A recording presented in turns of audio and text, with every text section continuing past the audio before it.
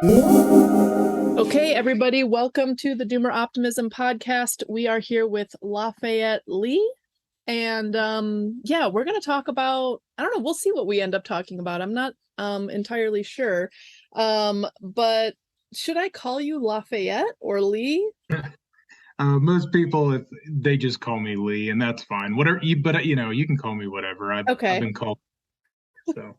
Okay, so Lee, why don't you start by giving us broad strokes biography background.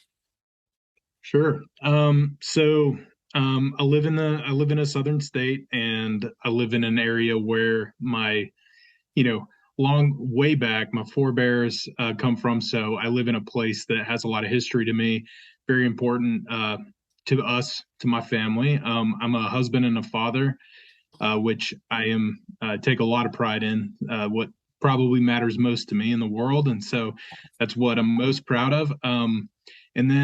Yeah, I bounced around a lot in my life. I've lived in many different locations. I was in the military for a while, and got my taste of the global war on terror. Um, and then finished with that, and I work mostly.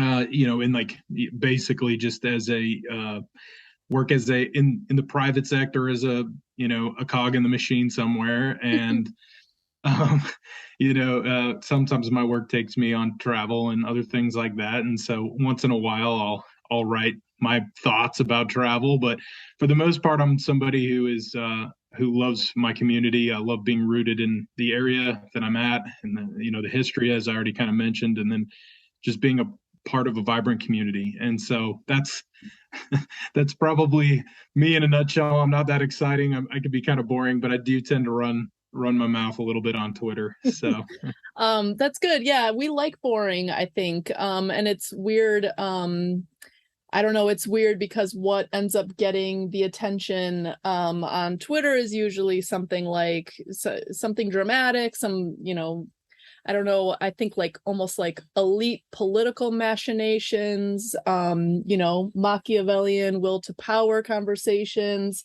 And I feel like the kinds of things you talk about are very similar to what we talk about on this podcast, which are fundamentally kind of boring, but on the other hand, quite stable and meaningful things, like mm, family, a connection and belonging to place, just finding things that are meaningful to do with one's time, that are productive in some way. So maybe we could just start sketching that out a bit, like the kind of perspective you take, because I think, or maybe it might be useful to start by talking about the way you see kind of factions in the new right, because the way I have this lens that's basically like, well, it's the doomer optimism lens. Like, I think there are nihilists out there who just basically want to burn things down. And then there are people who are practically interested in moving forward. So there's like this death drive or this life drive. And I think I'm less and less interested in left and right as I am like, nihilists versus not necessarily optimists, but pragmatic optimists who are working towards something real and practical, and actionable. So I don't know. Do you see that same kind of fault line going on? yeah, no, I definitely I kind of reject in some sense the right left to some degree. I tend to probably subscribe to it a little bit more than you or maybe other people, and I'm always open to other interpretations. But I agree that it doesn't really speak to the things that matter most to me. It doesn't really explain the world as well to me, maybe I should say. And but I do notice kind of a difference usually, like when we're talking about younger people, because I think a part of the reason why it feels, the temptation is so strong to kind of give in to nihilism is because so many of us are kind of floating through this modern landscape that is increasingly more treacherous in some ways, spiritually treacherous, probably. I try to remember that, I'm not I'm not out there starving to death like many of my many of my ancestors were, and I'm very grateful for that. I'm not. Usually if I have a disease, I can, or some kind of sickness, I can go to the doctor and get checked out, and usually I'm okay. But I don't want to I don't want to underserve the spiritual anguish that many of us are going through here, and I think that at some point, many people, if not most, will have a chance, like will go through a period of like a nihilistic period. I try to look at that as a natural thing, not necessarily something. I don't think it should be completely embraced, but I do think that it's almost inevitable in some sense, as we go through the collapse. But where I tend to look is I want to find a way out. I want to find I want to retain the meaning that I have and focus on the real, and knowing that the landscape is treacherous. And so I do think that, I don't really, maybe in the beginning I was a lot more keen on certain labels. I tend to really not like a lot of the labels that are kind of put on me. I don't really belong to any movement, I would say, but I tend to really just I tend to gravitate towards people that find meaning in the world, people that are doers. I think in the military it gave me I live in my head, and it's something that I have to deal with and battle all the time because there needs to be a balance, right? But in the military, it forced me into a position where good ideas can only get you so far. Right. You have to act, you have to build, you have to train, you have to go through the grind, and the grind is unglamorous. It's not fun usually, but it's what makes the world work. It's everything that matters and is valuable. You invest time and energy, and you trial and error, into. But I tend to really gravitate towards people that are like that. They inspire me. And most in my current, my corner, I tend to find that more on the right, but I don't deny that there are folks who would come from maybe the traditional left who have that as well. And I think that is a very important thing to latch onto in the world that we live in, because things are difficult, and they're treacherous for everyone. And I don't think we can make it out of this alone. I really do believe that this is going to require people who are like-minded, people that do want to retain meaning in this world that we live in. We've got to come together in some sense, and I really think that that's important.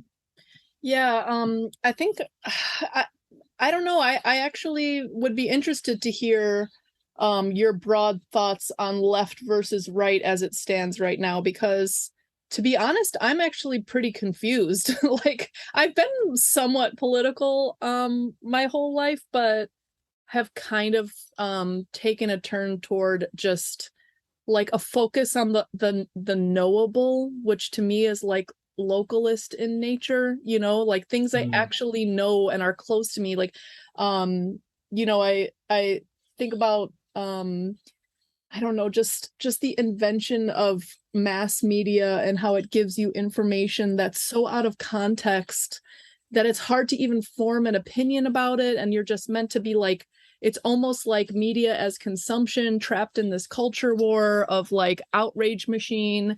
I don't know, maybe even taking the example of this Italian prime minister who was just elected. Like, I don't really I like some of the rhetoric she's saying. I don't really know what's going on in Italy. Like, I don't know the context there. I don't know the history of it. There's a whole bunch of mass media who says she's just like a complete off the rails fascist. And then when I hear her speak, it just sounds like stuff me and my left wing hippie moms are saying. So I'm really quite confused that like a lot of this left right stuff isn't just weaponized divisiveness for clicks. But I don't know, maybe you can offer your perspective. It might clarify things for me. I don't know. No, I'm also, I'm groping around in the darkness too. So it's, and I think it's refreshing to hear somebody say something like that. It's especially on a platform like Twitter. It's it's very few people are willing to, nobody's really willing to admit when they're wrong, and I can understand why sometimes. So, Right. put that out there. But there's other times when you just don't know, you're not an expert on something, or you're not well read on something. I see no shame in that. In fact, I really respect people that will say that, and rather than just become absorbed into somebody else's expertise or ideology. And I think that's really the problem. So I think it's refreshing to have kind of a groundedness. I also am one of those people. I'm very interested in various things, and so I try to read up on things, but that does not make me an expert by any means in many of the things that I even comment on. And I think it's important to retain some grounding, like I said. But going to what you were saying about the left and the right divide, I've always been interested in politics and political history and thought. And I while I see that they can be useful in a tactical sense, I don't feel like they're as descriptive as they might have been, or maybe even that they should be. I they As we kind of degrade and we go through this really difficult decadent period, these distinctions, like all distinctions, are starting to erode. And I find that, when I use the terms, I tend to use them in a tactical sense as well, because it's hard to define the world around you, as difficult as, as complex as things are, and as fast paced as this world that we live in is. You want to hold on to something, and so it can be useful to some degree. But I do think that there's something happening, as I think we've seen some dramatic consolidations of power, and economic and cultural power, and transformation through technology, that has started to divide, us as a nation, and divide people psychologically in many ways. The kind of things that we respond to, the stimuli. I find that I tend to feel comfortable on the right, and my reasons for that are that I tend to find that there is still some sense of understanding of, like, rootedness into the real, into the near and dear. Yeah. Not saying that people that don't, like, I know, like, and I've brought this up before. I think, I have many friends that would call themselves, like, part of the left, that I grew up with. And, I'm one of those people that, even if we can't agree on politics, like, I still, like, my childhood friends, I will not abandon them, you know, over my disagreements. We might not talk about politics, but I can Yeah. still find a useful connection, right? But Right. I tend to find, like, when it comes to these political questions, the right is more comfortable to me, because the right is rooted in what I would determine to be the priorities that are usually, that the right tends to cling to, are my priorities, that oriented around, seeing society in a more organic sense, rather than something that we create. There's a lot of reticence to accept the gospel of progress, which I kind of reject as well. And I think the left, while there was more variance, I think it's kind of subscribed to that. But, so there's various things like that really concern me, when it comes to, like, political questions, the bureaucrat the bureaucracy, I guess, the federal bureaucracy, and kind of the erosion of representative government, of that, having some say in who rules over you, and whether or not your consent is even counseled. These are things that, at a fundamental community level, are very important to me, my family. And when I feel like those things have been taken, or that they're eroding, and I see that, on a political level, that, the culprits really are, this mass organization, this total state. I do worry about that, and I tend to find that my, people of common cause tend to be on the right when it comes to those issues. Often my adversaries are on the left, but I'm also very open to the fact that people are people, and I don't like shoehorning individual people and families and things like that a rigid like ideological structure. Right. I tend to prefer people that are not ideologues. I do not like ideology. I I have we use it to some degree, but I feel like succumbing to ideology is one of the worst things one of the worst causes of the problems of the day. And so if I find and can break bread with someone who refuses to succumb to ideology and worship ideology above all else, they're usually my friend.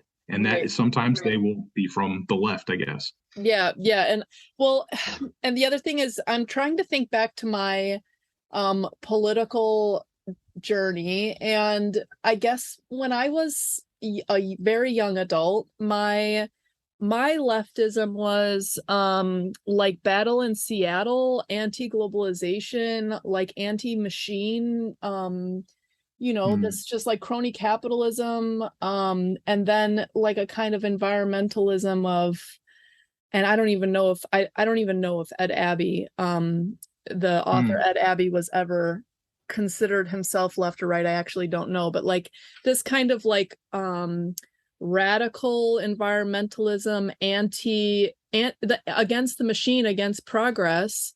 But of course, like that has just basically gone away.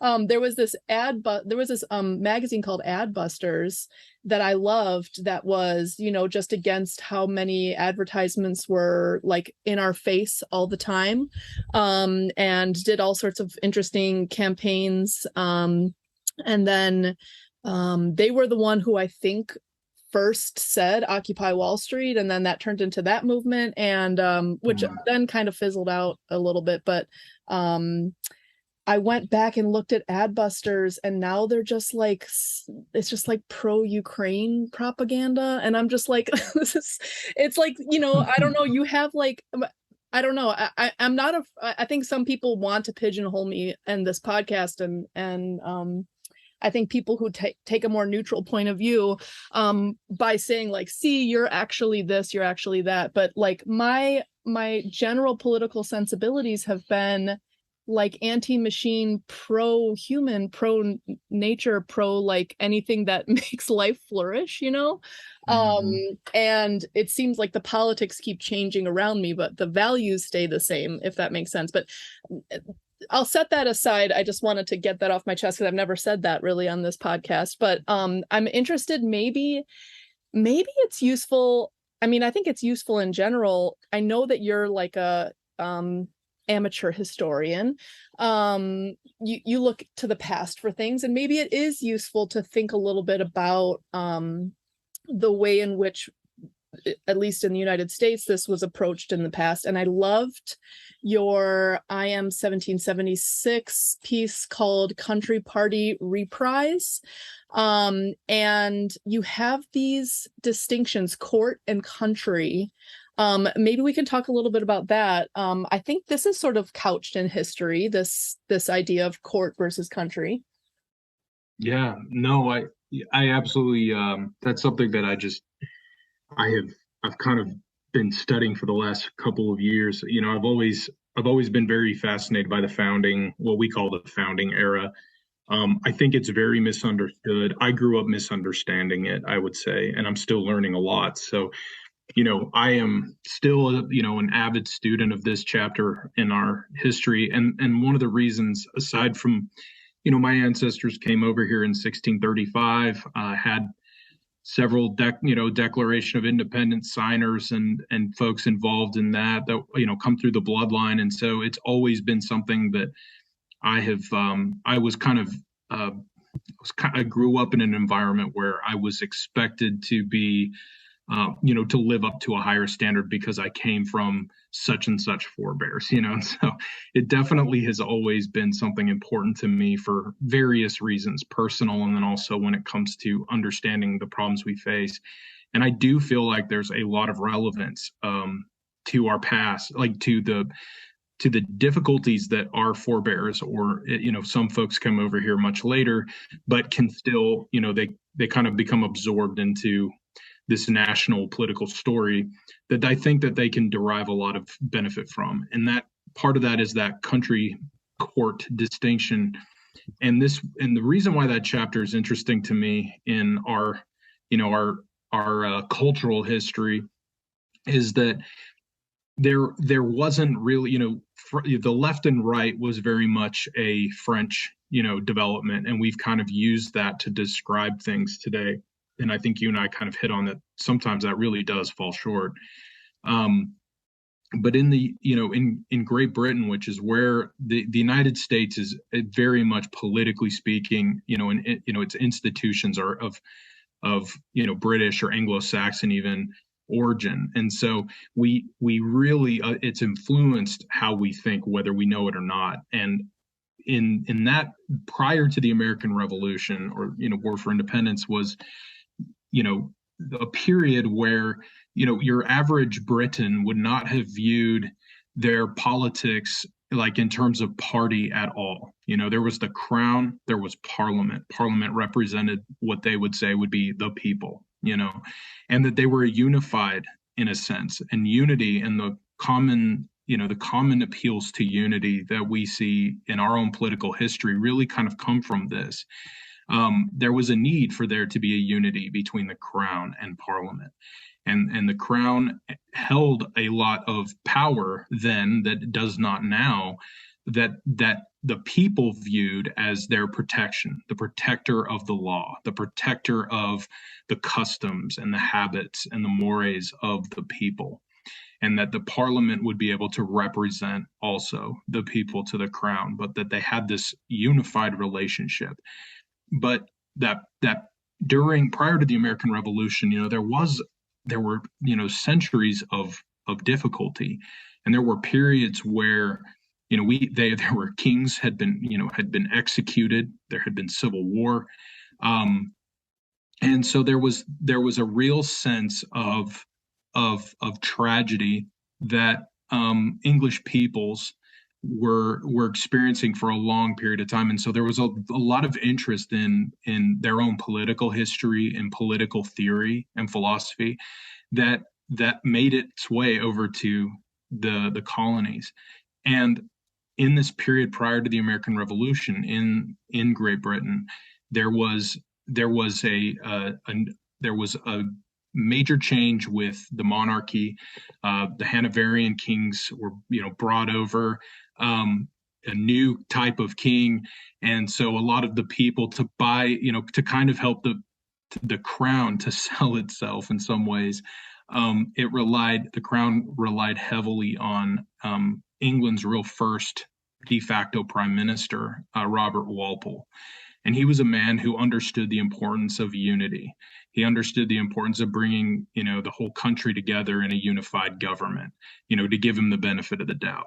But in order to do that, there was a lot of political graft and corruption. These things are endemic to all governments to some varying degrees, but it really shocked the British people, because there was a great deal of bribery and other kinds of what they would see as a lack of virtue, of decadence and corruption. And it caused a lot of consternation, because unlike in the United States, whether it's real or not, we kind of live under the assumption that if the party in power is corrupt, we can vote them out. And it wasn't quite like that. There was the idea that there might have been competing interests within government, but it was kind of expected that government would be unified in one purpose: to serve the people and the crown, and not violate the laws of their ancient rights and laws. But what we found is that during this period there was a lot of dissatisfaction with Robert Walpole and Parliament. And a lot of people felt that he was taking advantage of the crown and through innovations, violating their ancient laws and customs. But unfortunately, the rest of the British people that were very critical of this period were not able to really hold power. They were outside of power. They lived in the country. They were not political types. Instead, they were kind of united by a disgust at corruption, a disgust at the bribery that they had been seeing happening, and some of the foreign policy decisions, enacted by Robert Walpole. But they were kind of unified around this sense of patriotism, a sense of common ancestry, a common cause. And so you see this growth of something called the Country Party. Britain did not have political parties at this time at all. And so the only way that they could do it is that they could try to say, they could try to present some kind of opposition to the government in power without being disloyal to the country and to the people that they belong to. And so you see this real breakdown between London and then its outer country, country counties and areas, with a lot of, in the country party, you have a lot of intellectuals, of people who had maybe been in power at one time, but were mostly just landed gentry who considered themselves to be gentlemen. And they tried to mount an intellectual opposition to power. And ultimately, this failed. It did not really like shake Robert Walpole's ministry. It didn't really stop some of the things that they had been so critical of. But what it did is it created a lot of intellectual ferment over in the colonies, and our own founding fathers from this country used a lot of those same arguments, this dichotomy between how can you oppose your government while still being a patriot? How can you criticize, the crown per se, but not reject monarchy altogether? And so these kinds of ideas trickled over to the colonies, and I argue that it really very much influenced the founding of our country. And then I apologize for all the rambling, but then today, No, I this see is this good. as This is great. Okay, you can stop me. No, this is great. It's wonderful. I'm like that little mechanical horse outside Kmart. So you pop a quarter in me, I won't stop. But the breakdown today that I find to be very relevant is that I feel a lot of people are shut out of power. And this is not necessarily a left-right thing exclusively. I tend to find that the right has kind of hardened around groups that are excluded from power more than others, right? Or don't have active patrons in government. And so it tends to have a very right-wing character, maybe in this country, but it's not exclusively that.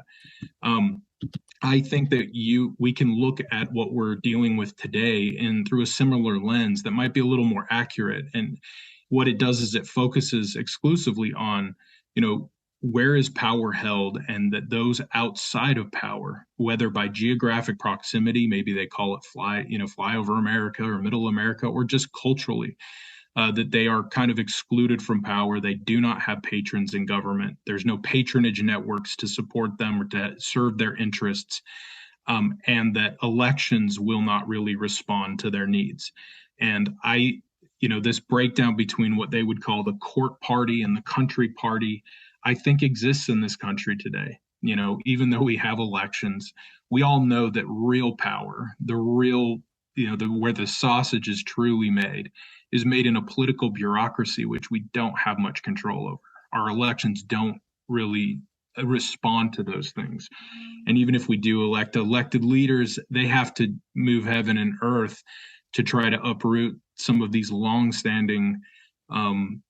this long-standing way of doing things, that really just does not at all rely on their consent. And so I tend to believe that the true challenge, a true opposition, in similar fashion to what happened long ago, has to come from outside of that power structure to some degree. The opposition, we're seeing that happening. One of the reasons I'm attracted to this weird corner of Twitter is because it's kind of one of the only places where you can openly dissent. And part of that is the anonymity of it. But it's the ability to openly dissent and to revel in your nonconformity, like true nonconformity to these really powerful forces that in my opinion, are trying to consolidate our consent around that core party.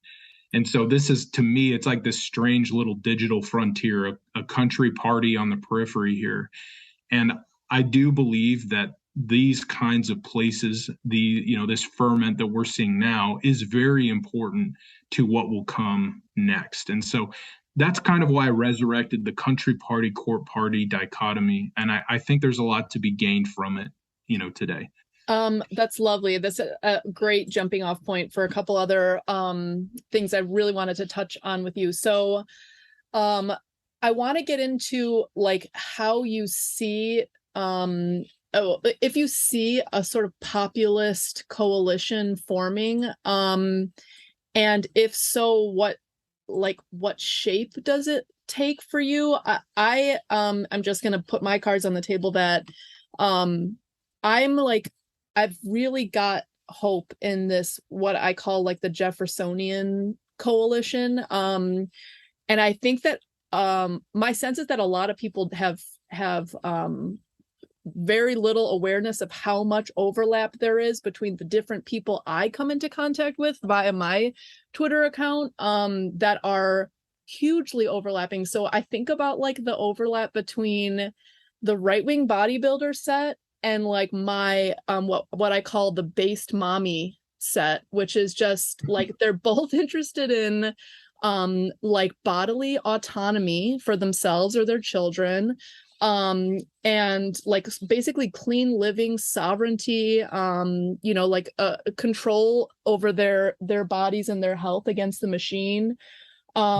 And then, you know, I come into contact with a lot of homesteaders or people who are trying to be more productive on the land, traditionalists, people who are re-embracing religion.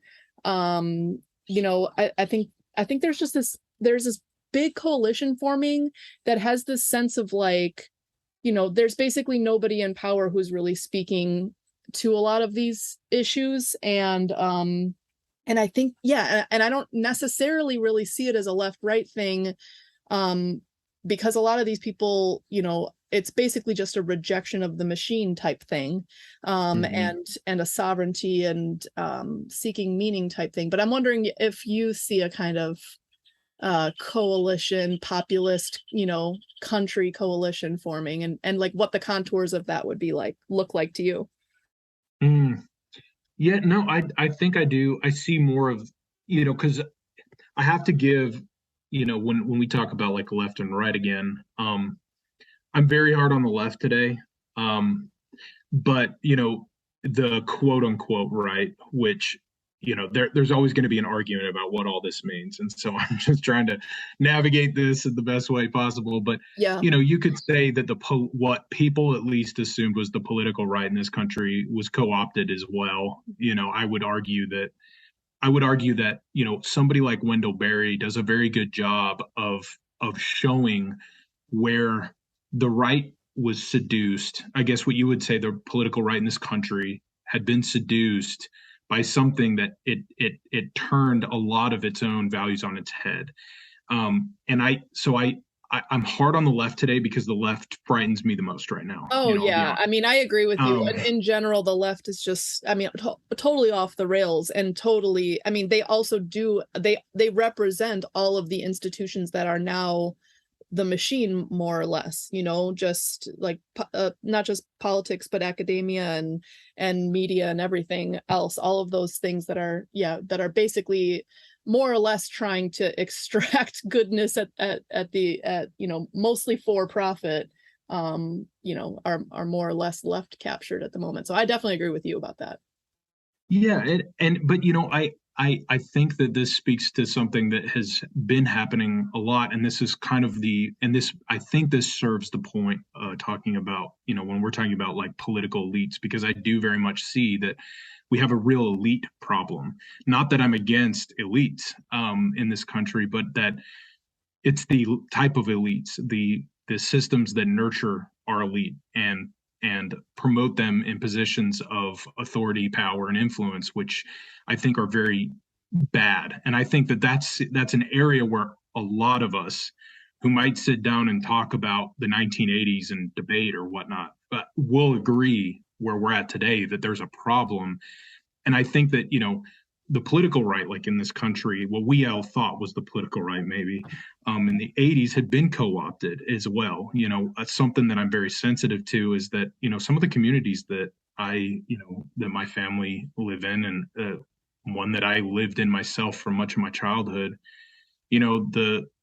this booming, unleashing of market, forces of free market, dynamics in the country from big government.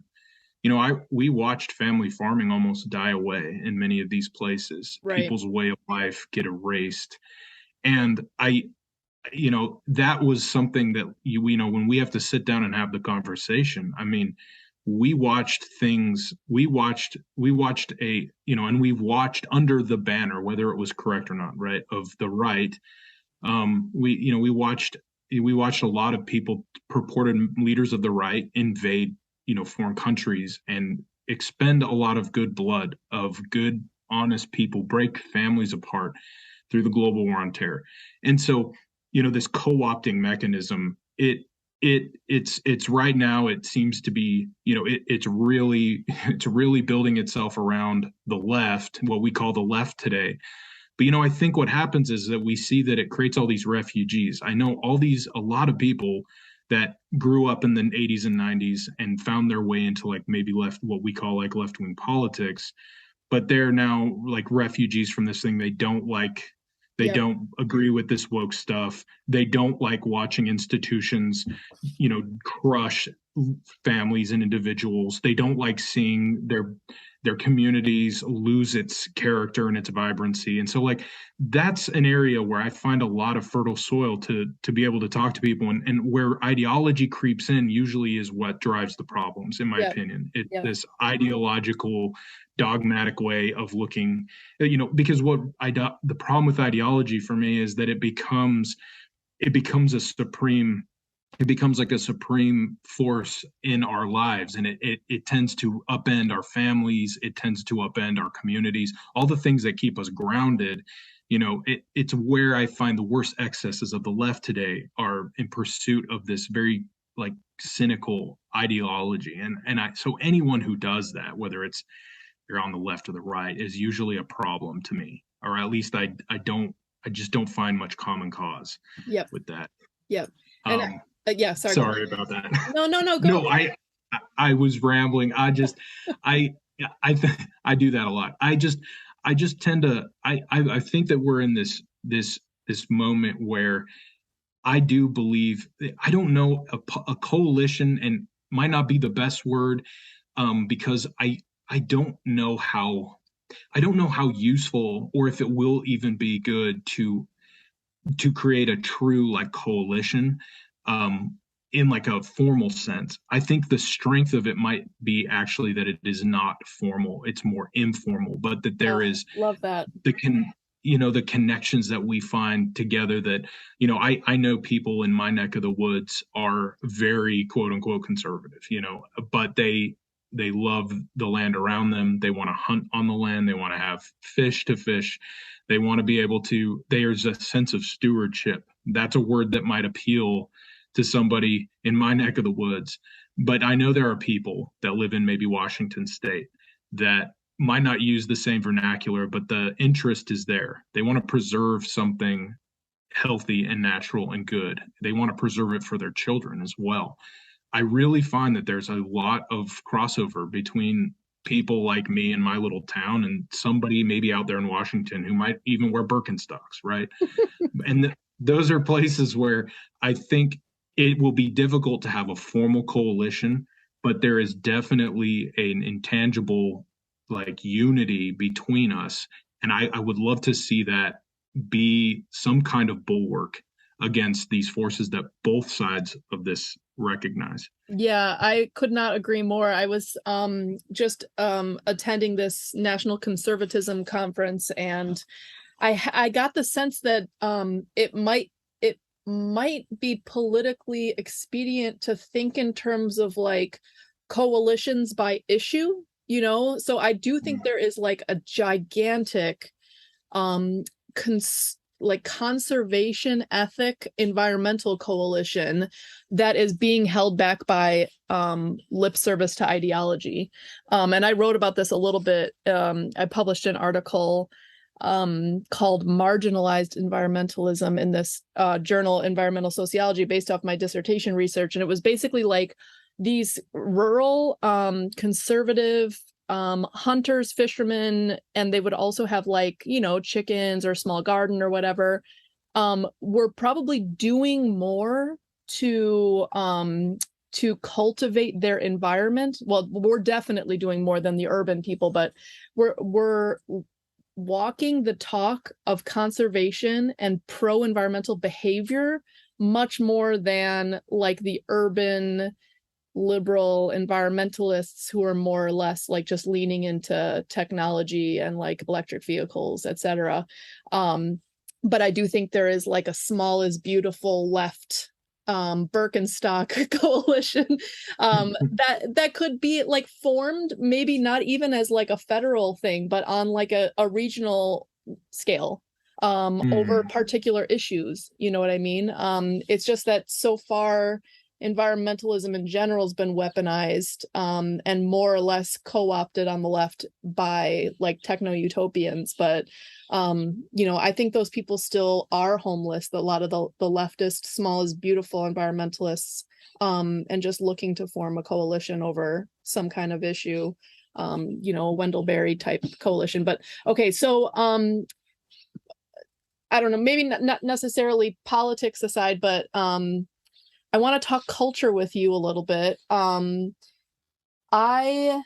wonder if you have, I'm sure you do, have some thoughts about just the Southern culture, how it is fundamentally kind of, I don't know, I've long thought of sort of slow Southern, maybe agrarian, maybe I don't know, almost like politeness in community, these kinds of things come up as an antidote to like Northern, industrialism, move really fast. And I know those are very broad, almost caricatures, but I wonder if you could talk a little bit about your experience of the South and Southern culture in general. I've almost thought of it as kind of like an alternative to the I don't know, almost like everything is about how much success you can have, how much money you can make, how much you can consume, whereas maybe there are some values that are represented in Southern culture generally, or maybe just your particular culture without saying too much about where you're from, that have something to do with more interdependence, more connection to place, like alternative values that aren't necessarily just success and wealth, but instead maybe family and contribution to a place or legacy or something like that. Yeah, no, I love talking about culture. I think I'm I'm somebody who had a different childhood than others, and so I found myself bouncing around quite a bit. Have I, I lost a parent as a child, and so I spent a lot of my childhood with grandparents, and grandparents living in, you know, small places, and um, after a family tragedy, I moved to a small southern community. And even southern doesn't really. I mean, the South is it's such a distinct region, but it's also there's so much. I hate using the word diversity. I can't find a better word, but there's a lot of diversity. Yeah, right. It's not a monolith. Yeah, there's so much different. I mean, No, there's such a difference between, Texas to Florida to, Louisiana versus Virginia, whatever. absolutely. And I found myself living in a small, like hill country type people that are simple, very much looked down upon by the rest of the world, especially today. But salt of the earth, people that bound up my family's wounds and took such good care of us, showed us so much love and support. And even though, in many senses, you know, in in our family's experience, we had a lot more materially, I guess you could say, than a lot of my neighbors did. But they came together and gave us what little they could, and always that has always been, that was like the first time I think that I became aware of something unique about the South. Like when you're around it, and you know, I wouldn't have had that kind of experience following a tragedy anywhere else. I think, I'm sure there are good people everywhere. There's decent people everywhere, but there's just something unique about the the slower, and there's a humility there, and a humility before nature in some sense. There's almost a recognition of existential realities that much of the rest of the modern world really tries to avoid, but somehow it's so prevalent in Southern culture, you know, and that sense of taking care of your people, you know, that is a very strong regional identifier. Like these kinds of things are they're beautiful things about the South, and you find it in different ways throughout the region, whether you're in Texas or Louisiana or up in, you know, the Arkansas Ozarks, you know. Yeah. But I just, you know, something, you know, I have a long line that goes back, you know, many generations in the South. And I think that something that always set the South apart as a distinct civilization is I think the grappling with death on a much more intimate level.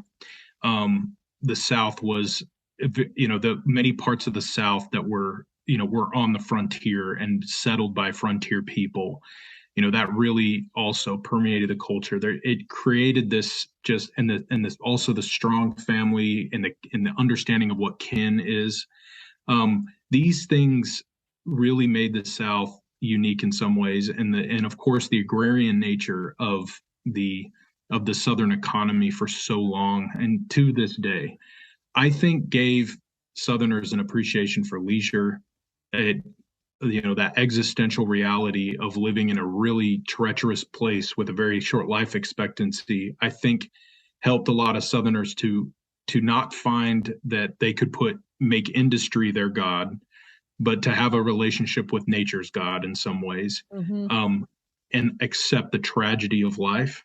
And of course the war is the biggest, you know, it's always the elephant in the room, but they became a defeated people and a humiliated people. And in a lot of ways, and even after that, the wounds that were there and the wounds that everyone knew were there even before the matter got settled in the Civil War, to see those wounds exploited repeatedly, I think it adds to the sense of strength and tragedy within, I think, your Southern mind, whether they know it or not. And these things have often been looked down upon. They've been, you know, I think that Southerners get caricatured a lot and treated with a great deal of contempt. They're kind of used as a scapegoat for all the, you know, for problems big and small. They kind of are always used to be the, you know, as a way to show the value of your ideas or your political project is always in opposition to this caricatured Southerner. But I think at the end of the day, though, I believe in the South, and I believe one of the reasons that I want to stay here is because it's a region that I think will survive the worst of modernity. I think it will continue on through the worst of this, and you're still seeing these southern states with all that has happened. Still, you know, it's just incredible to me. Just an example of this is that after being a conquered people, after experiencing a lot of tragedy in war, which would not be formally acknowledged, you know, the death of thousands of young men buried in unmarked graves all over the country, no way of knowing where or how sometimes that they died. You know, there was rape and there was pillaging that happened here. You know, obviously the war is nasty and both sides do terrible things, but this is where the war happened. And so these things happened, but they, you know, obviously there was not a formal grieving process. When you're a conquered people, you don't have that luxury. And so I think in a lot of ways it baked into the culture of understanding that, you know, it just fortified that idea that, you know, there is a tragedy to life. But it's just incredible that even after all that, Southerners would still go and fight under, you know, the stars and stripes. And to this day, maybe until this year, you know, the backbone of the military are built up of Southerners, you know.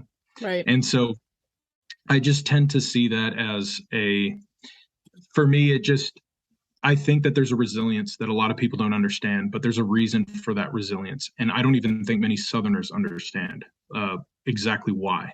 But that kind of goes to the fact that I think what the value is that there is more to life than living in an abstract plane.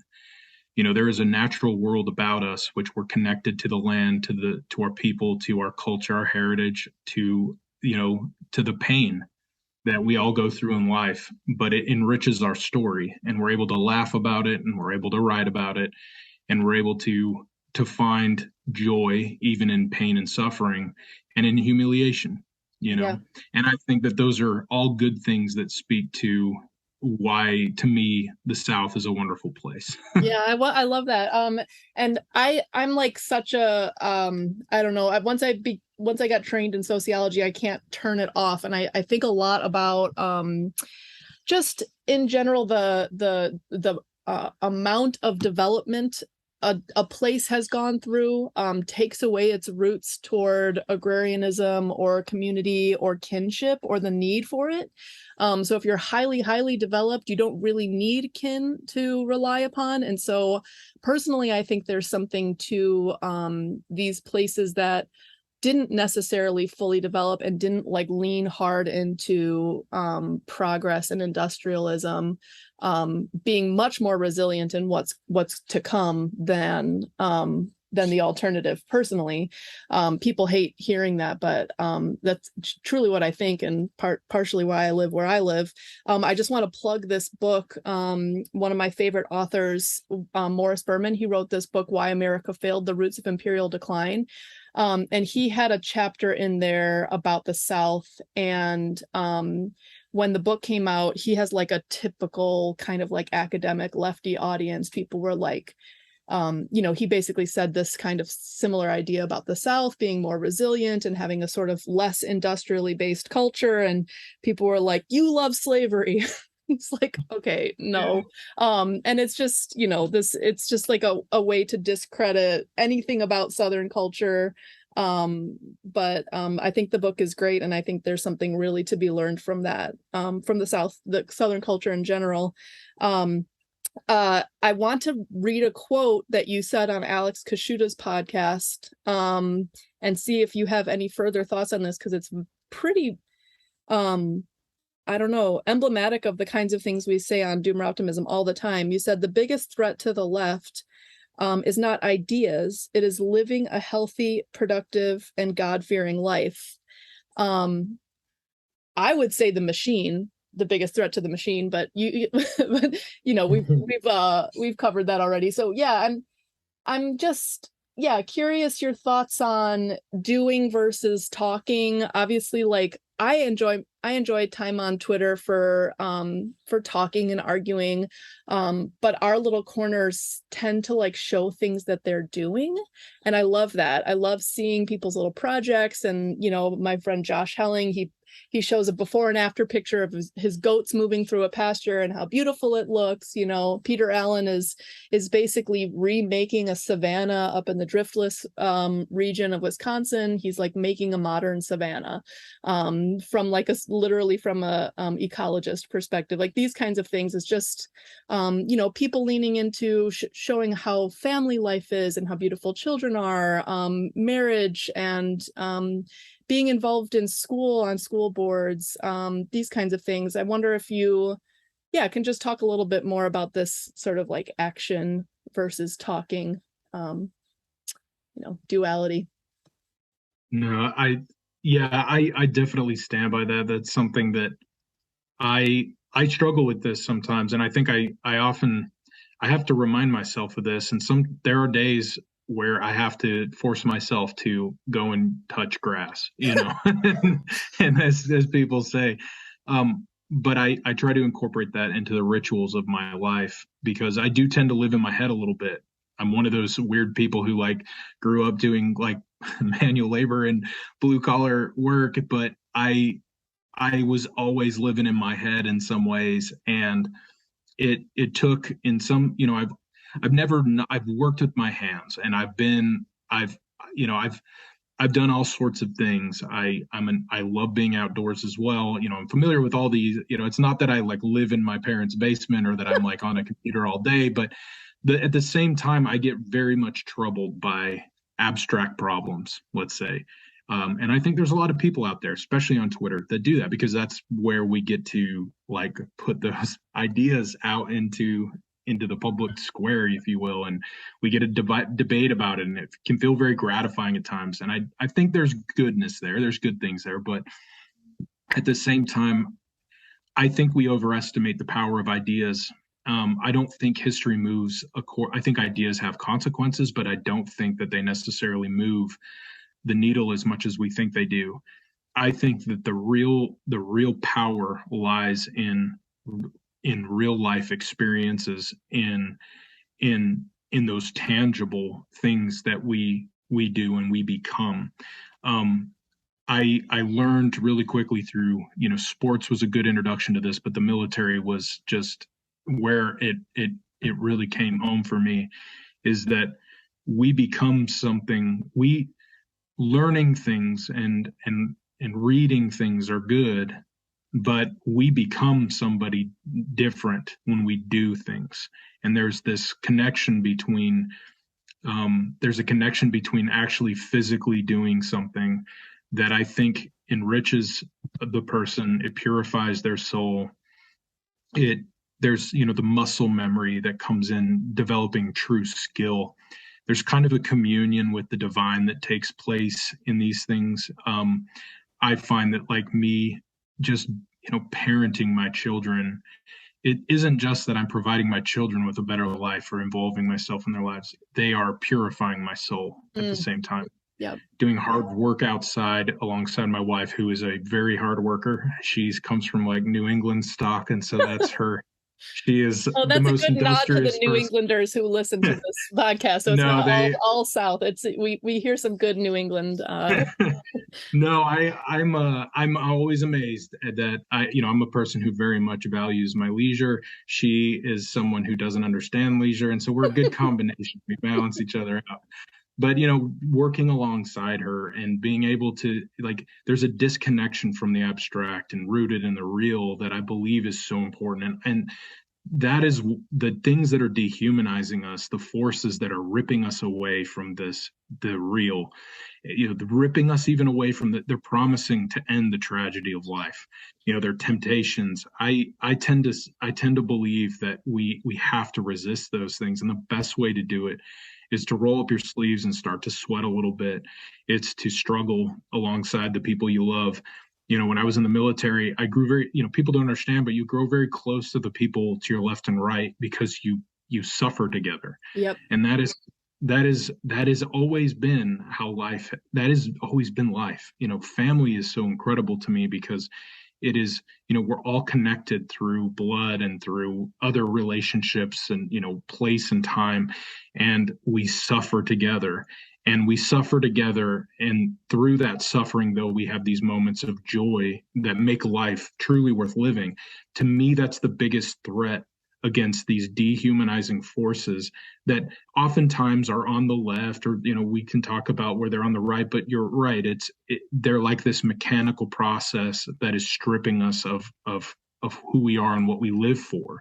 And I feel like the best way that every person can do, there are going to be elite people out there who are going to be able to jump into the fray and make things better, and I encourage them to do so. But for the regular common people, the decent, honest, good people out there, everyone can do this. They can try to reconnect themselves into this living, breathing world of ours, and that will be a force for good. I think it gets underestimated, but I truly believe in it. Okay, so last question, and this is a total left turn from where we've been so far. You wrote a review of one of my favorite films of all time, Aguirre, for I Am 1776. I love this film so much for all of the reasons you describe. It is basically a completely psychotic. I mean, the story of how it was actually filmed is insane. It's Werner Herzog. He had like no budget. He went into the jungle, and the story is about a guy going into the jungle, and a similar film he made was called Fitzcarraldo that has a similar kind of storyline. But going into the jungle and just basically trying to conquer it. I want to bring this up because I think there is, well, first of all, something really interesting in art, and we can learn something from art and talking about art. And it seems like you're kind of like a sensitive soul, sensitive to art and you know, creating things. But I also think there is an archetype that is increasingly around young men who are interested in I think following some sort of heroic arc.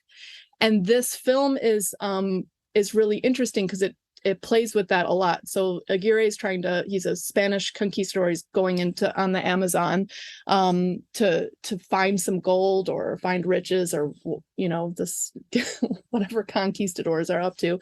And there's like something really appealing about this desire to, you said Aguirre would steal fire from the gods. You know, I think there's like you reach very high, and you can you know, be fundamentally a tragic figure for seeking something beyond what you should be seeking as a human. I don't know. So I'm wondering if you could just talk a little bit about that film before we go, because I just thought your review was so cool. The movie's so good, but also to tie it into this almost I don't know. I think a lot of people have a fantasy of some sort of will to power, or, you know, heroic arc, or conquering something, if that makes sense. And, you know, there's a really nuanced line there where you really do want to seek greatness,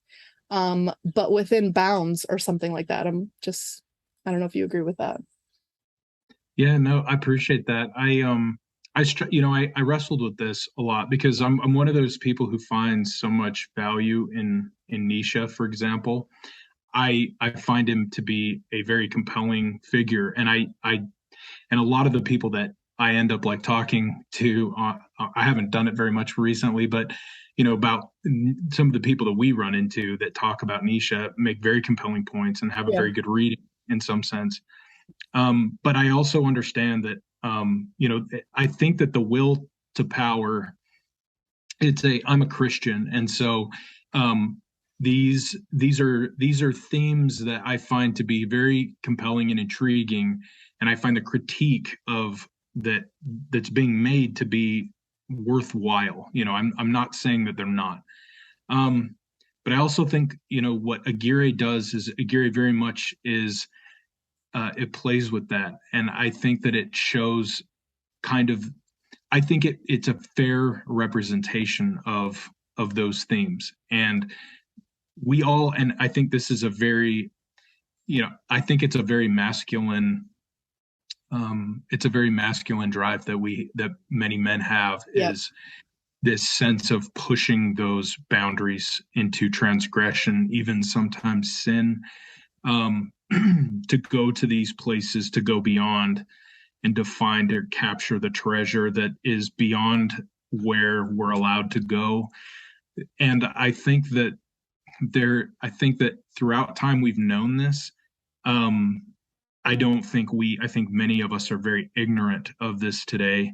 And so efforts to try to show that, like Herzog does a great job of showing that, you know, Aguirre is not just, he's not in it for just the treasure. He's in it for destroying or conquering this impenetrable force. He wants to survive the crushing brutality and just complete indifference of nature. He wants to survive that. He wants to prove it wrong. And in a sense, this is what drives us forward often. Like, there are men who do this, and there are men who go to the moon. There are men who you know, make the winning shot. There are men who change the rules for the better often. You know, and so that's something I think we can't deny, and we wrestle with this. It's an impulse that we have, but at the same time, it can crush you and it can destroy you. And that's in one sense, it's what makes us so reticent to pursue it, but at the same time, it makes us crave it because it almost promises more immortality at the end. Mm, Um, and so I love that film because in the end, he is destroyed by this. I mean, in the end, he does not win. He does not get the fire. He's the loser, right? yeah. And he becomes forgotten to time. And that is truly like what happens when we have to when we embark on that kind of journey. That's what happens. I know many guys who went out and kicked in doors and did some pretty incredible things that came home, and I know others who did not. And we play with these existential realities all the time, and I do think there's something heroic about those who understand those things, but through their own drive will push through those and do heroic things. I do find value in that. But at the same time, as a person who believes in the sacred, um I also understand that when you do that, you're playing with fire, and there are certain things that when you cross, or boundaries that you invade, or things you defile, that you are inviting the universe to destroy you. And I think that to me, that is a very important part of human existence. There are things that are sacred, and I am unwilling to defile many of those things.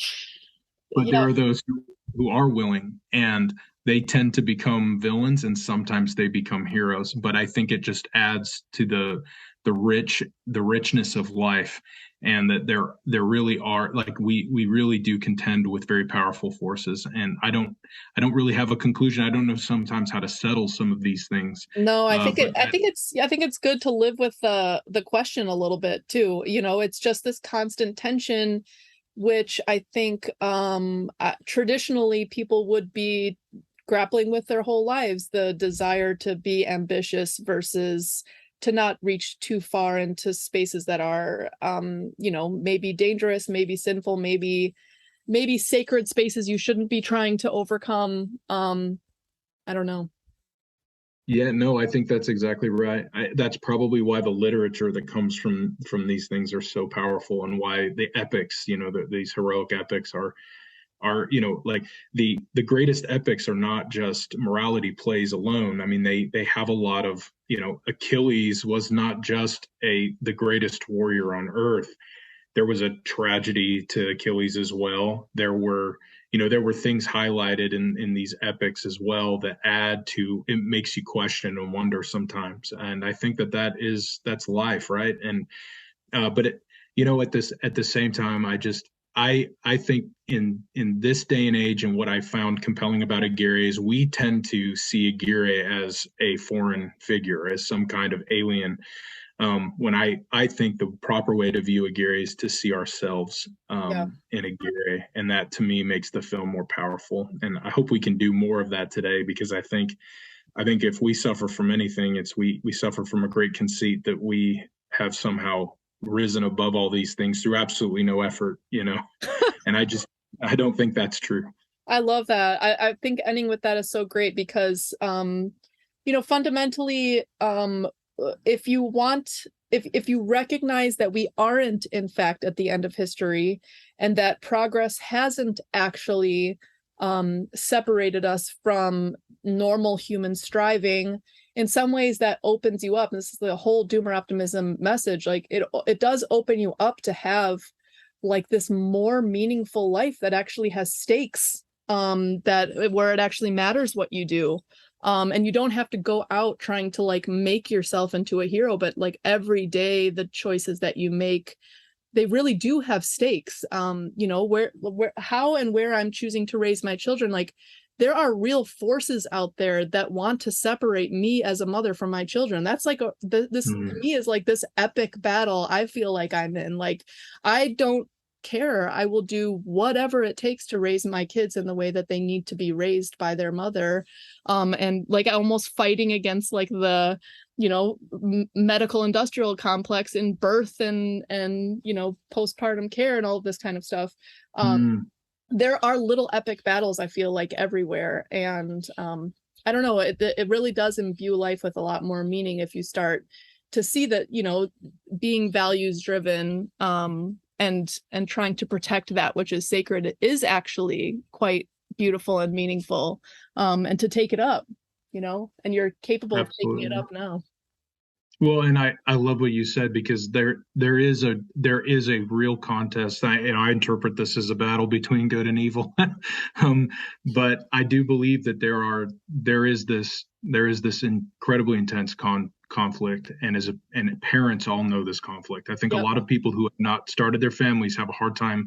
I mean, they identify the problems, but they kind of fit into an abstract place. It's very much different when you realize that the world you're going to be leaving behind are going to be left behind to the people you love the most, and you feel a great deal of skin in the game at that point, that you cannot just settle for things. Like, you can't just die out, quietly, and ride out on a, and feel good about things if you're going to leave a treacherous world for your children. And I think you're right, and I think it kind of, from a military perspective, is like when we talk about heroic figures in war, they didn't just come from nothing. These were people that fought, won, and lost many small battles Right. every single day leading up to the moment of greatness. And you cannot expect that when trouble comes knocking on your door, or when you are in a moment of intense difficulty, having to choose between doing a good or a right or a heroic thing and doing the wrong cowardly thing, you can't expect that you'll make the right choice if you have not fought thousands of unspoken battles prior to that. I think that all of us can do that, and I've seen heroism in real life. I believe in it, and it just does not emerge from nothing. It is honed. It is built through daily grind, and I think the appeal I would have to anybody out there, man or woman, whether they're older or younger, is to be prepared, because one day, whether you are having to fight with the medical industrial complex, which is a big battle and is a very important battle, you have to be able to hold, find that spine, and if you don't have that developed, you're gonna feel very ashamed of yourself if you just, if you can't take it. And I think all of us can do that. Yep. Yeah, I love that. We'll end with that. I just want to do a quick shout out to my buddy Joe Norman, who is increasingly interested in religion, grew up not religious, and he and I have been talking a lot recently, and he's like, the more and more time I spend with this idea of doom or optimism, the more I think like it really just can't exist outside of like a good and evil framework. And I'm like, yeah, I'm increasingly in agreement. I mean, there just is something like, whether or not it's good and evil, like sacred and profane, it when you see it. And I think just what you just said, making the next right choice. I'm reminded of my uncle who was in AA for the last decade. He said in AA they tell you just make the next right choice. Every choice that comes up, all you can do is the next choice that comes up, make the right decision there, and that will keep guiding you to being stronger and stronger. So I think that's cool. That's beautiful. Thank you so much, Lee. This was lovely. Obviously kindred spirits. And we'll see you on Twitter. Yeah, thank you so much for having me on. It was a pleasure.